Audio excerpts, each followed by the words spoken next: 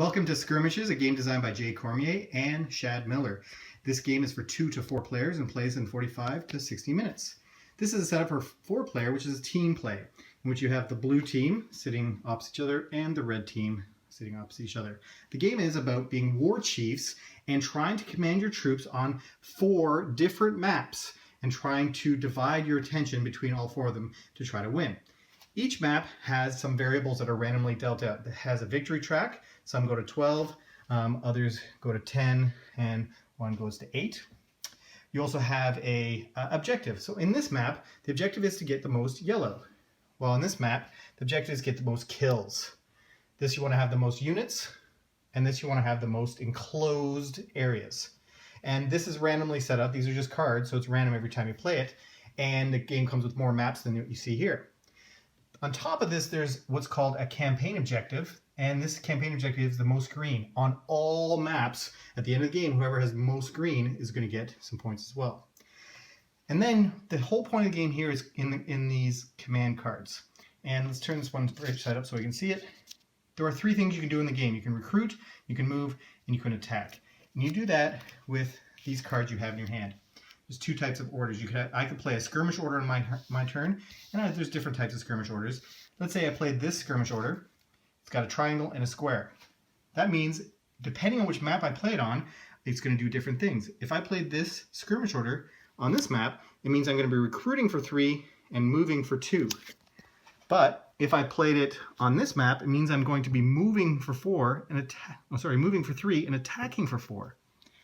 And over here, I'll be moving for 2 and attacking for 4.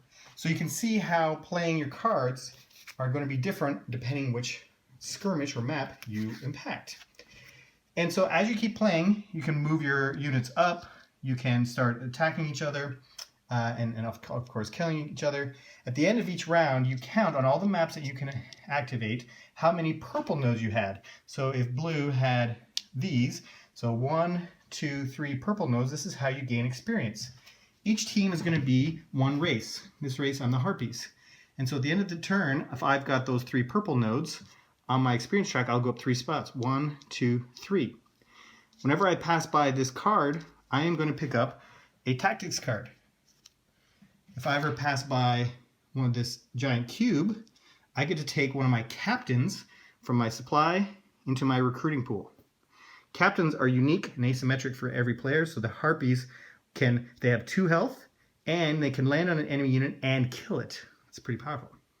The tactics cards have 2 ways to play it. Either as good, this one happens to be Epiphany, move 3 spaces up the experience level track. Nice. But you can play it for evil, and it's Night Attack. Take 2 units from your opponent's supply as kills. Nice. And you play them above your card here in the way you want to play it, either evil or good. At the end of your turn, if you have more evil than good, you're actually going to change from being good, you're going to change to being evil. Boom. Now, in this case, I lost this power. When moving, I get +1 move to spend on moving enemy unit. That's pretty cool. As evil, 1 unit can attack twice in a turn. That's also pretty cool. So I get to change back and forth depending on how I play my tactics cards. And the game ends when, on these victory tracks, as you count up most yellow, at the end of the round, maybe I have 5, maybe I have 6, maybe I have 7. Once you pass this light orange threshold space, if all of those spaces are passed on every single victory track, then the game is going to be over. Your team gets a point if you are winning ahead on the victory track, but if you can make it right to the end of the victory track, you're going to get a 2nd point.